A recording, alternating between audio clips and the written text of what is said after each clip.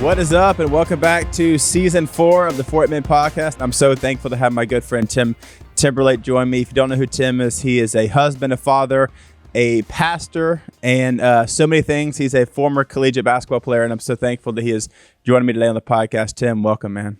Thank you, Christian. It's an honor, man. I'm excited about our conversation. Man, I'm really excited. You know, you really do so many things. I just kind of just listed them, in the intro, but you really do so many things. And I know I got to meet you at Speak Conference at Passion a couple months ago. And you're so awesome. I loved the message that you gave and just the connection we had over sports and athletics and, even just life. And you are super relatable. I think many times you can talk to people and you kind of lose a sense of relatability, but you have such a relatable spirit about you. And I loved getting to meet you. Man, it was an honor to meet you and Sadie and just to hear you all's story and see how God is using you in so many different spheres and just the many people that you are touching through your walk with Christ and through this incredible podcast, my brother. It's an honor, man. Thank you, man. So for those listening who maybe I'm guessing most know you, but if people don't know you, can you kind of just explain a little bit about who you are and what all you're doing in Jacksonville, Florida? Yeah, I would assume the reverse. I would assume no one knows me. And so the way I set it up, me and my wife, Jen, we have an incredible 6-year-old son named Maxwell. We pastor a church called Celebration Church that's headquartered in Jacksonville, Florida. We are one church with multi kind of locations and different sites here in the United States and Europe and Africa. And it's pretty amazing to see what God is doing and how God is kind of doing it in some unconventional ways in this season. And this is my 19th year pastoring. The way that I became a pastor is kind of weird in and of itself, but we can unpack that as we continue our conversation. Yeah, for sure. No, that's literally my next point I have. I just kind of, because even just talking to you, I know that maybe life now looks different than how maybe you thought it would growing up. In what ways are, all the things that you and your wife and, your family, how does life look different now than maybe you thought it was when you were younger and growing up? Oh man. So I had no desire to be a pastor. I had no desire to be in ministry. My parents were pastors. At the time, they pastored one of the largest churches in North Carolina, and they were on global television every single day on multiple stations. And I just saw kind of the way people treated them and how they gave their life to so many people and how in return, very little was given back to them. And so my perspective was, I'll become successful to support what they do in ministry and to support the church, but I have no desire to work in or around church. And in 1997, my dad was diagnosed with stage 4 cancer. And as a result to that, he had to have a experimental surgery, which cut him from the back of one ear to the back of the other ear. They removed a tumor from his throat the size of a chipmunk. But when they did that, they also removed a quarter of his tongue. So he was no longer able to eat, drink, or swallow. And he was fed through a G-tube for the remainder of his life. And so I just saw my hero kind of dwindle and become a shell of himself. And for me, my relationship with Jesus at that time is kind of built off of the back of my parents. It's built off of their shoulders and what they've told me about God. I really haven't had, at this particular stage in my life, a really in-depth relationship with Jesus. And so my perspective of Jesus when my dad got terminally ill was, if this is the way God treats his man, I don't want to serve a God like that. And so I completely turned my back on God. I completely rebelled. I completely ran the opposite way, not having the understanding and the knowledge of who Jesus really was. And it wasn't until, some years later, and my dad was kind of at the end of his life, before my 18th birthday, really speaking to me and really sharing with me the heart of God for my life, that I established a relationship for myself and came to the realization that it was not God's intent, nor was it God's will for my dad to get sick and die. It was his will that he would live a long life. And, when I learned the will of God, it helped me change my perspective of who God was. And one of the things that I've learned kind of through that is God is not who we think he is. God is who he says that he is. And when we apply the word of God in our perspective of God, it helps to keep our perspective healthy and not really be swayed to the left or to the right by life circumstances. Yeah. Man, that's so powerful. And I know there's so many, even just like you sharing that, there's so many things. I've heard there's so many facets to that story, right? There's the spiritual implications of how that's impacted you, but then even on a practical level, you had, I can't remember how many D1 basketball offers you said, a lot. And, that circumstance also made you stay closer to home. So you didn't go chase the dream on a more personal, practical level. And even just seeing how, your desire to stay closer and serve your family, how that decision also impacted your spiritual formation, it's really powerful. Absolutely. Whenever my dad died, I had at the time, I believe 13 scholarship offers that played basketball.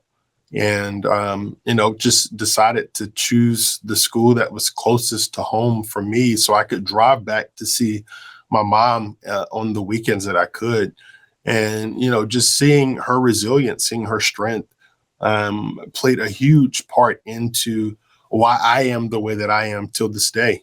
She's still tough as nails. She will be 74 in September of this year. And I mean, if you look at her, you hear her, she still runs every single day. She's still incredibly sharp, but it's her resilience that really helped to craft something in me to want to help people understand how great Jesus is. And when God called me into ministry, I left the university that I was at, moved to Detroit to a Bible college there, and ended up finishing there in 2 years and then moving back to North Carolina to pastor alongside of my mom.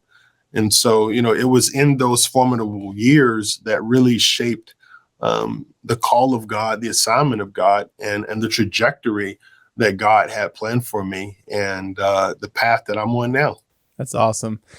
How do you feel like seeing your parents kind of walk through the things that you shared growing up, just with, being on a global side of ministry and seeing backlash and seeing, comments and people say things? How do you feel like kind of growing up in that and having a perspective of that's kind of shaped where you're at now? Because you're in essence doing everything your father is doing now, but just with social media, it might just be, bigger and more noticeable. And I'm sure you probably get, the same kind of stuff that your father got when you were growing up. How do you feel like seeing them walk through that's impacted the way that you kind of handle it now? Yeah, I mean, they had patience, they had enduring power, they had resilience, and watching them walk through that really kind of shaped my character and why I carry myself the way that I carry myself, because I had two great models to really live that out in front of me.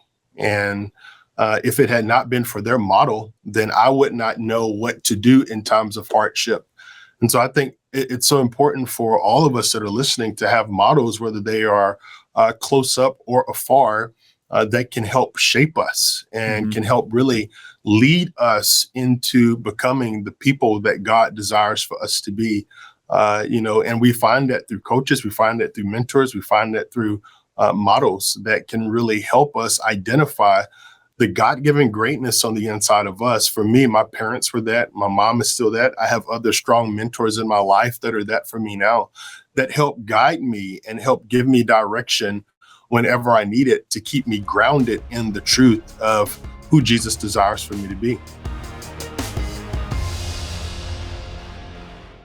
One of my favorite parts of the day is when I get to wake up and drink my AG1. I love to work out in the mornings, and one of my favorite parts before I work out is getting to drink my AG1. And it tastes delicious. It's something that I've been incorporating into my routine for a while now, probably close to 2 years now, probably close to something like that.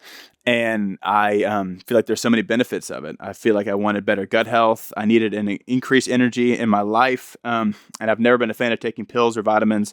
And I actually wanted a supplement that tastes good. And Athletic Greens is super smooth. It does not upset my stomach, and I think it tastes delicious. And like I said, I drink it in the mornings before I go work out, and it makes me feel like I'm ready to take on the day. And I really feel like I'm doing something good for my body, and I'm giving my body nutrition that it craves. Well, AG1 was designed with ease in mind so that you can live healthier and better without having to do a lot. It's seriously the healthiest thing that you can do in under a minute. So why take a bunch of different things when you can just mix 1 scoop of powder in water once a day? And every scoop of AG1 is packed with 75 vitamins, minerals, and probiotics, which helps with your mood support and even your gut health. And it can also give you boosted energy, and there's major benefits like healthier looking skin, hair, and nails. And if you're anything like me, you're always looking for life hacks. And I've been doing that for a while now. And since I found AG1, I found that it's the best one for that. It's an all-in-one foundational nutritional formula that makes it easy for me to cover my nutritional basis every single day. And what also about AG1 is how quickly I can fit it into my schedule. Having 2 kids at the house now, things can be pretty hectic around the house. And having one thing that I can consistently do that I know benefits my health has been a game changer. And like I said, if you've heard me talk about it in the past, I love traveling with my AG1. We go to a lot of different places, and most of the time there's not healthy options nearby. And if I could bring my travel packs with me, I never have to miss a day. It's something that I can bring in my suitcase, my backpack, my carry-on, my DOP kit, whatever it might be. They're small enough to fit, and I just rip it open and pour it in however much water I want. And I bring my cup with me when I travel, and it gives me the nutrition that I need on the go when I'm traveling to all these different places. So if you want to take ownership of your health, try AG1 and get a free 1-year supply of vitamin D and 5 free AG1 travel packs with your first purchase. Go to drinkag1.com/huff. That's drinkag1.com/huff. Go check it out. Honestly, that's like one of my biggest struggles is, well, patience in so many aspects, whether it's being up at 3 a.m. and our new daughter screaming, crying, and eating a bottle or whatever. I struggle with that. But man, social media, I've gotten better at it, but at least in the past, I'm just so quick to block people, which is not a good thing. If someone says something just super mean, super hateful, bashing me or my family or Sadie or our kids, whatever, I just get so mad and just ticked off. And I'm just like, you know what? I don't have time for this crap. Here you go. Block or restrict or whatever. But I don't know, just finding that balance of, how to deal with people saying things, because it's always going to happen. You can't block everybody or whatever, because at the same time, you also want to be a light to keep posting positive things and to keep showing them that, yes, you might comment that, but it doesn't really affect me. And I think a lot of times that's what people want is, just the attention of, oh, they saw this and it hurt them enough to block or delete me. That is definitely one of my struggles, because I'm so quick to just say, okay, you wanna play that game, I'm just gonna block you, which I know is not a good thing, but I succumb to that. It's not a bad thing. I mean, if someone disrespects you, talks about your family, you become a target. And they have no filter in what they say. I believe they deserve a block, and I don't apologize for that. I don't regret it. And, there has to be some type of barriers that we put up as public figures so that we're not just someone else's punching bags. And so, you are in the public light, and you have, a large following, and you will have crazy people that come after you. And so you have to do what's best for your mental health. You have to do what's best for your family. You have to do what's best really for the call of God on your life. And so, I don't make apologies for blocking people. I blocked somebody yesterday, and I don't apologize for it. And it helps to keep you focused on what God has put in front of you. Nehemiah says it like this in chapter 4, I'm doing a great work and I'm not coming down. And, in this day and age, sometimes a block is you telling the enemy that you're not coming down off of the wall of importance that he has you building. And, and that's just the way that I look at it. Yeah, man, that's awesome. How do you feel like, if when you were younger, then like you said, when you got to 18 and all the things you're doing with basketball and all those things, how do you feel like, do you honestly think that you would be where you're at now if you hadn't walked through those things with your father when you were growing up? No, I think, walking through that painful season and other painful seasons have made me into who I am today. And I have this saying, And it's this: humility is the fruit of pain. And there's things that we learn in pain. There's things that we learn through pain. There's things that we learn because of pain that we cannot learn in any other place or in or through any other area of our life. And so I believe that although we hate pain, although we try to avoid it, pain forms something in us that is both beautiful and supernatural if we can endure. And, if we can endure that pain, it produces so much significant fruit that really shape us into becoming who God desires and designed for us to be. And it keeps the peace and the humility, the fruit of humility, at the forefront of our lives because of that pain. It's powerful. Yeah, it's always the thing that when you're walking through it, it sucks and it hurts, but then you can always look back. And it's really weird because I'm always like, I always struggle with things like that, of walking through something really difficult. And, even just being a father now, and, man, I wouldn't want my kids to walk through something that difficult, but knowing that if it's going to produce, something good, it's a little more bearable, but it's still just tough for me to, always at times fully wrap my head around that idea of, God allowing bad things to happen if it is ultimately to teach us a greater lesson. It's something I still wrestle with. I don't necessarily think all the things God, desires. He utilizes certain things to push us closer, but then certain things we walk into because we were disobedient to what he told us to do. And that is the harvest from some of the seeds that we've sown. But the good thing about it is his word says in Romans that he takes both the good and the bad, and he makes them work together for the good of those that love him. And, that's what I try to put emphasis on and really focus on, because when you do that, you find gold in each season, and your perspective is always anchored in the hope of Jesus. And at the end of the day, we always find what we're looking for. You got two birds, one is a vulture, one is a hummingbird. One searches out dead things and always finds dead things. The other searches out sweet nectar and always finds sweet nectar.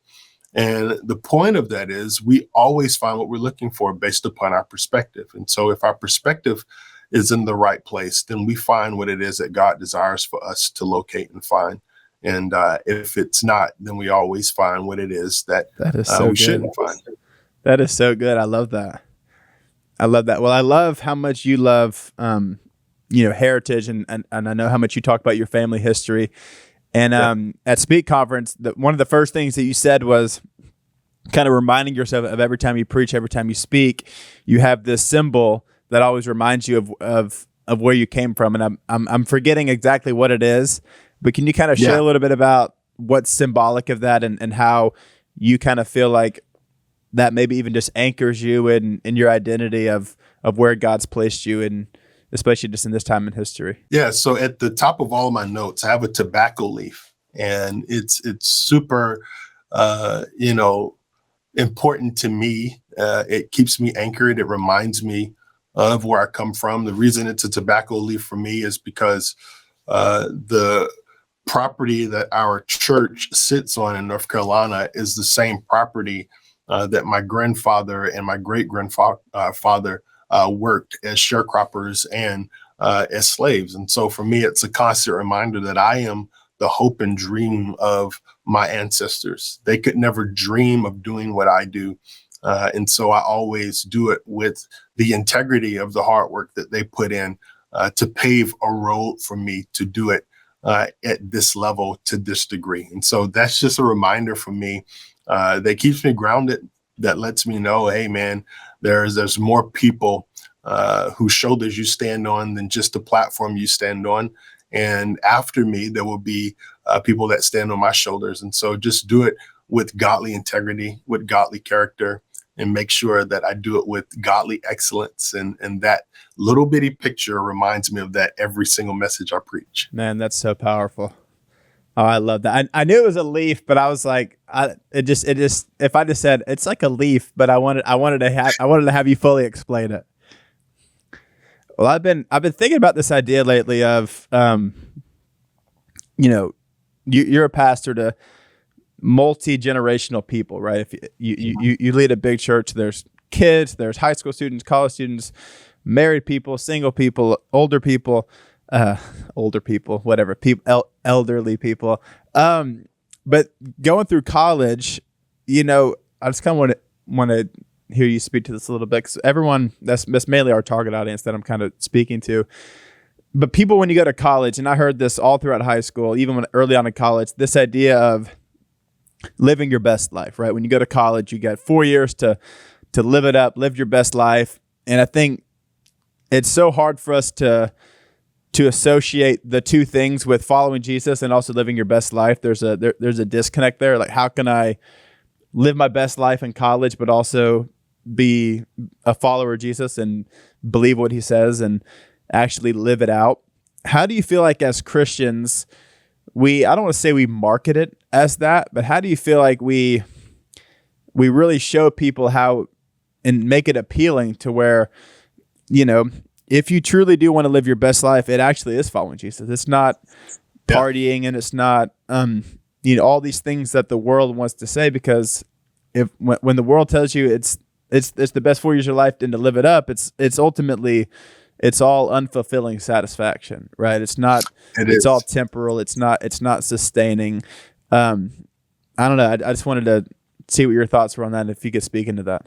Absolutely. I think beyond our best life, there's God's best for us. And so for our listeners, I think that has to be the focus, living out God's best for our lives and understanding that there's a purpose life. There's a purpose life that God has for us that exceeds our best. And so at the end of our best, we will still fall short. We will still come to the end of ourselves.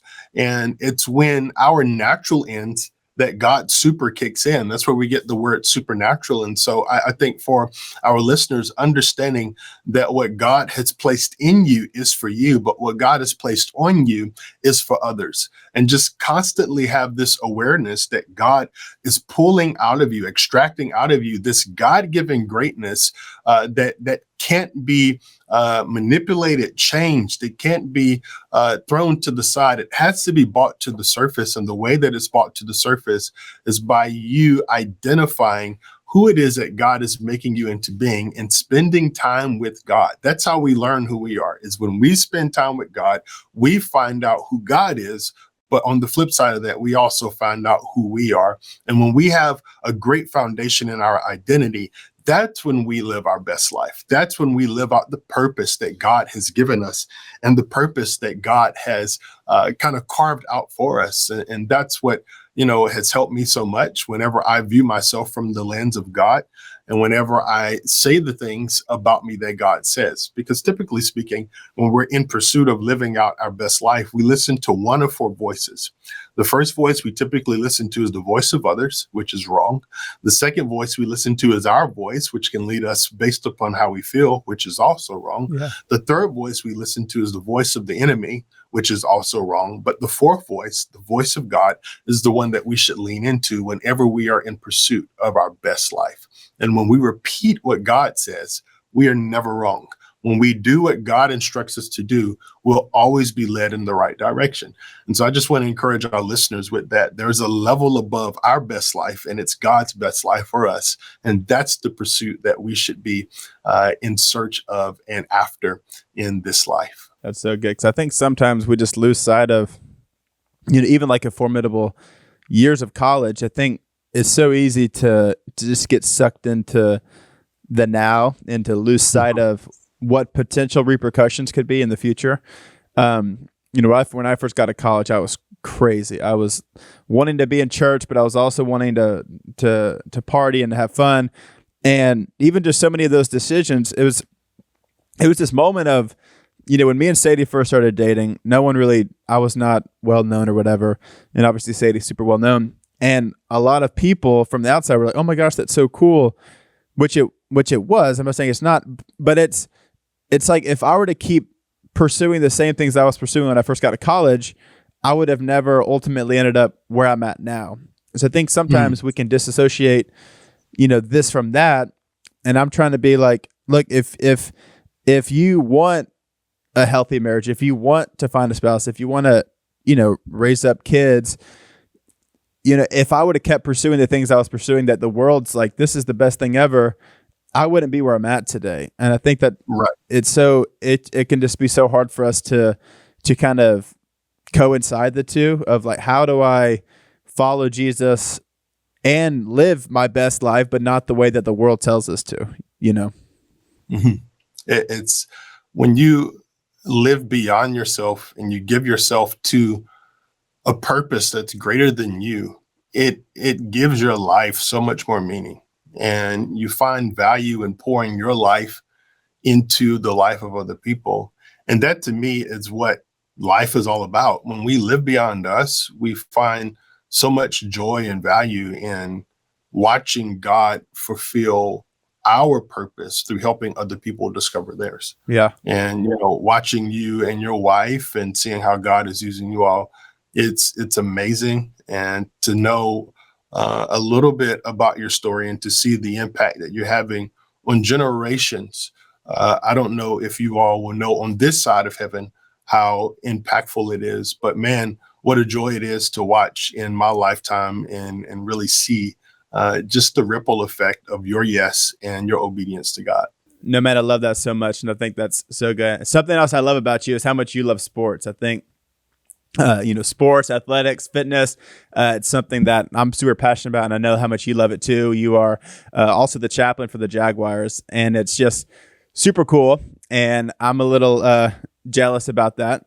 But how do you feel like, what is it about sports and even just athletes in general that maybe, what draws you to athletes? Yeah, I mean, I think when you look at the life of an athlete, particularly a professional athlete, there's so many people pulling on them in many different directions. And there's a bunch of people that want a ton of stuff from them, whether it's performance, whether it's production, whether it's, prestige, money, fame from association. I think that all people need someone in their life that just wants to pour back into them the love and the hope of Jesus Christ. And that is my role in a lot of athletes' lives. And so I have an opportunity to walk alongside of a lot of professional athletes. And, whether it's with the Jaguars or whether it's with the Seattle Seahawks, my desire is just to pour back into them what they pour into other people, what they pour into what they love, what they pour into their family,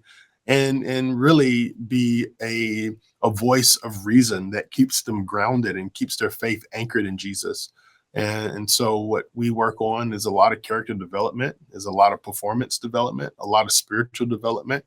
And, my biggest thing is driving in these athletes what real character is and how it can be found. And it only can be found in God.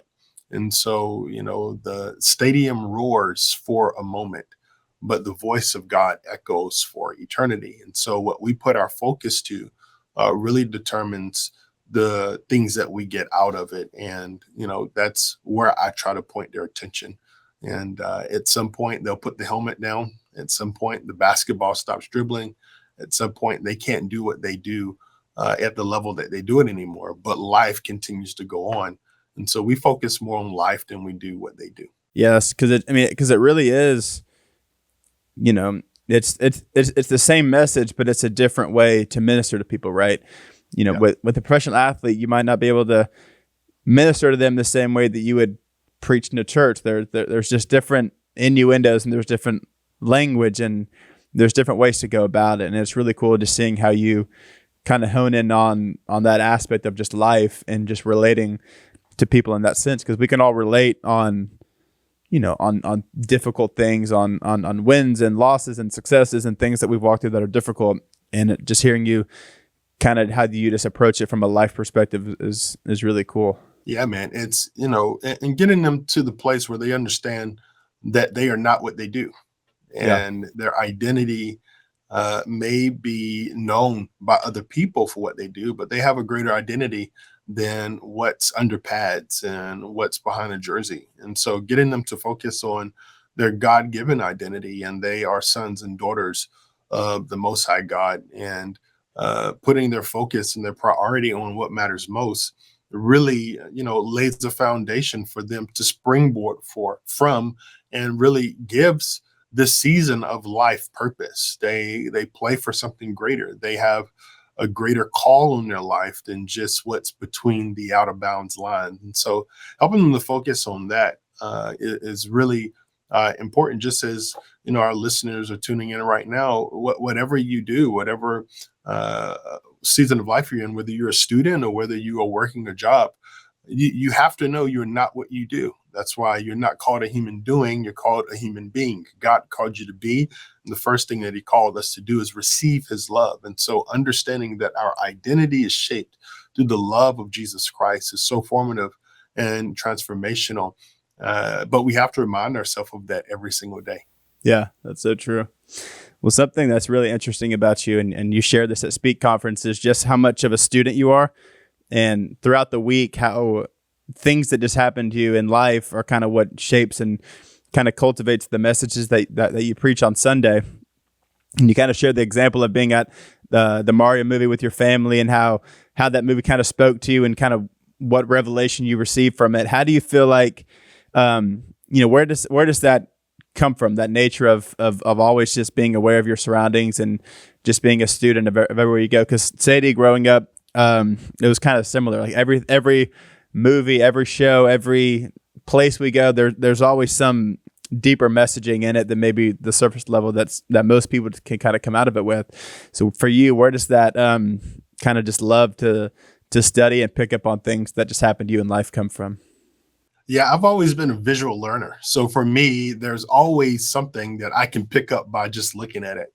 And, one of the things that I've started developing just kind of as I wanted to be a better communicator is finding a message in everything that I'm seeing or observing. And so one of the daily practices that I have, I'll watch something and then out of it say, okay, what can I pull from this that can impact somebody else?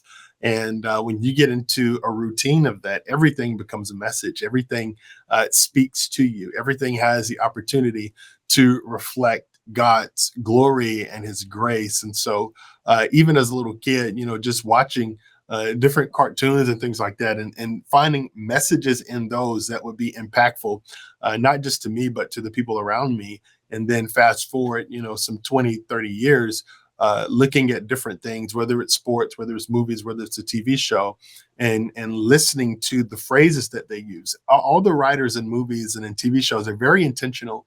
And, sometimes there's a message within the message. And so I'm always looking for that silver lining that would be impactful and hopefully encourage, inspire, point someone else to Jesus Christ through something that I've gleaned from a show. Yeah.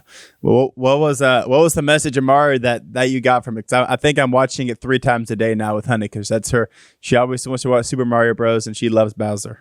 Our son Max, man, has just worn that movie out, and we have this portion in Mario where Bowser's sitting at the piano, and he's talking to his assistant, and he slams his hands in the piano, and the guy looks at him and says, Can you lift the piano? And he tells him, no, pain, it's beneficial and it produces something. Pain is the best teacher. That's right. Pain is the best teacher. And when you think about that, there's truth in that. There's revelation in that. We avoid pain. We want pain to end easy. We want pain to end quickly. But sometimes pain is the best teacher. It keeps us at the feet of Jesus. It allows us to know that we are still alive. Pain is one of the greatest indications that there's still life in us. And there is still more for us to do. And although we don't like it, it's a friendly and sobering reminder for us that we still have air in our lungs and we still have life.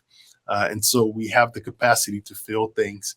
And, in Super Mario Brothers, that's one of those little nuggets that you glean from, you take, and you just kind of write down and you put in the back of your mind for moments like this when you're reminded of those things and need to recall those things. Yeah. That's so good. I really do think we're watching it 2 times a day right now. I mean, it's the first thing the other day when she said, when she woke up, she said super, but she says it in she says Super Mario Bros, but it's in this like a 2-year-old girl voice. It's just like super high pitched. It's like it's the funniest thing. I just love it. I've been obsessed watching it with her. It's fun to watch it with your kids and see the progression of Mario Brothers just kind of take on a new life through their eyes from where we used to watch it growing up. It's pretty amazing to see. Yeah, I love it. Well, you said this quote, and I've really been thinking about it, and it really just spoke to me. I loved it. You said success is the biggest risk that God can give us.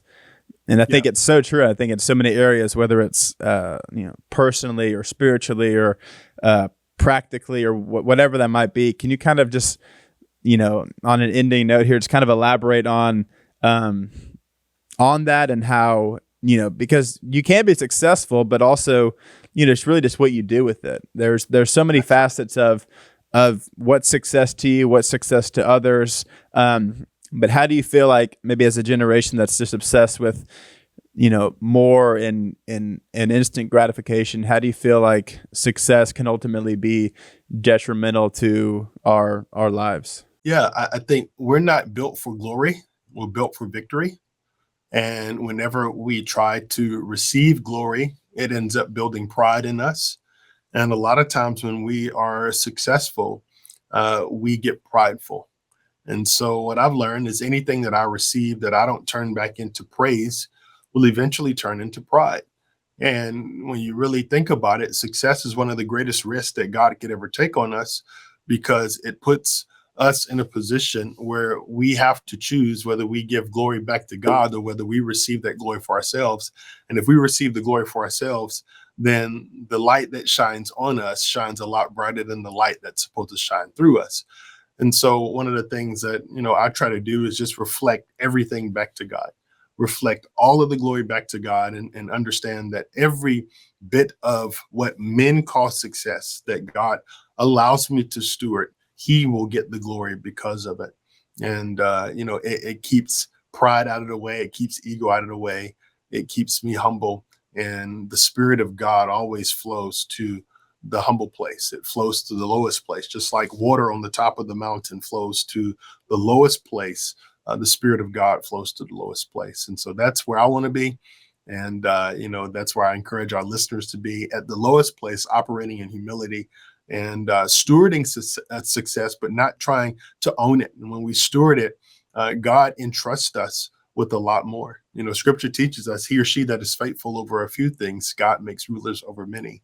And that word ruler really means stewardship. And so if we can steward seasons of success well, God doesn't mind entrusting us with more seasons like that. Well, I want to end and just give you a few seconds to kind of talk about your new book, The Art of Overcoming.